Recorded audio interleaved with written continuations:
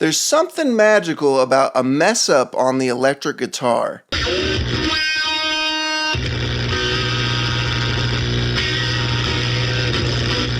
You know, when you accidentally, clink the strings when you missed a wrong note.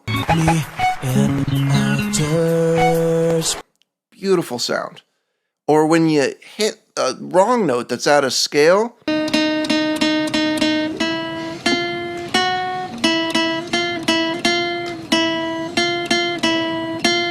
What's happening here? Imagine there's no heaven. Talk about edgy. But it's really special when the person is famous.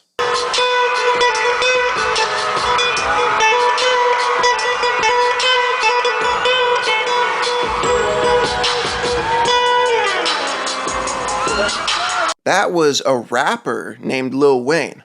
Rest in peace. He's not dead, but his career is. When I first heard that Lil Wayne did a guitar solo, my expectations were kind of middle of the plane. He's a professional musician, so maybe, he's decent at guitar. Well, he fell short of my expectation. With celebrities, we generally see a persona of perfection. They became a celebrity by being perfect at something, or, at least really good at it. Like Nick Jonas from the Jonas Brothers. He's an excellent singer. Nick Jonas, everybody!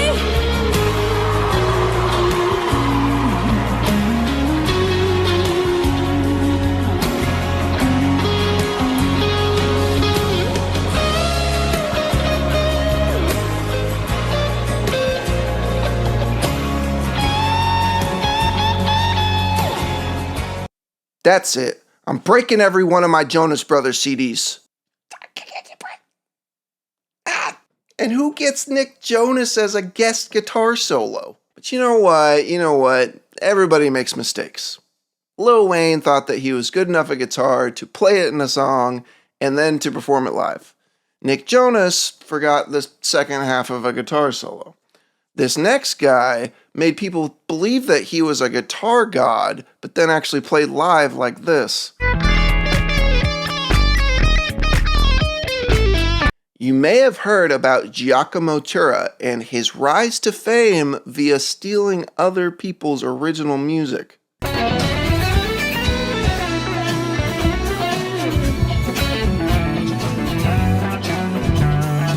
And as I'm listening to the video, I was like, oh, that does sound weirdly familiar, but I couldn't put it down to where. So I went back through my own YouTube channel and found a video from 2013, back when I was like 20, still in university. I'd uploaded me playing over Never Too Much. I'd made my own arrangement and backing track and stuff. And it was me doing 2 different improvised solos over this track. Lo and behold, solo number 2 was note for note the same as Giacomo's solo that he'd posted. A true cardinal sin in the music world. But he's also a mimer.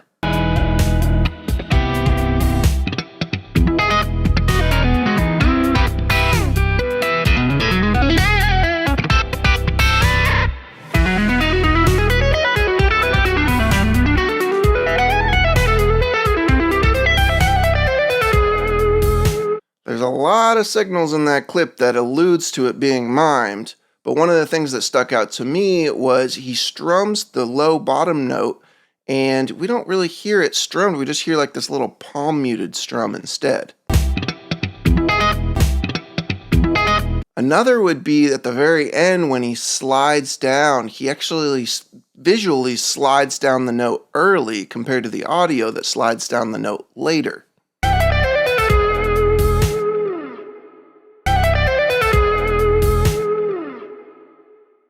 Whenever I find out that somebody's been miming, I'm always curious about okay, what does it actually sound like when they play? What's the real skill level here?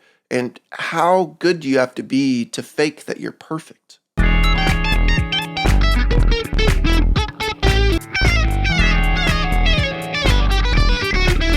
Those are mistakes from his live performances from a music exhibition called NAMM.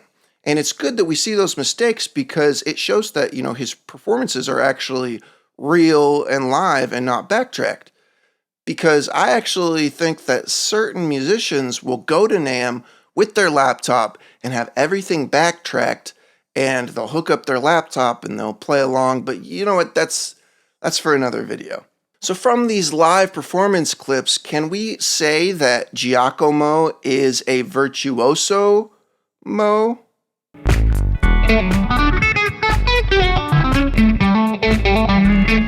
Versus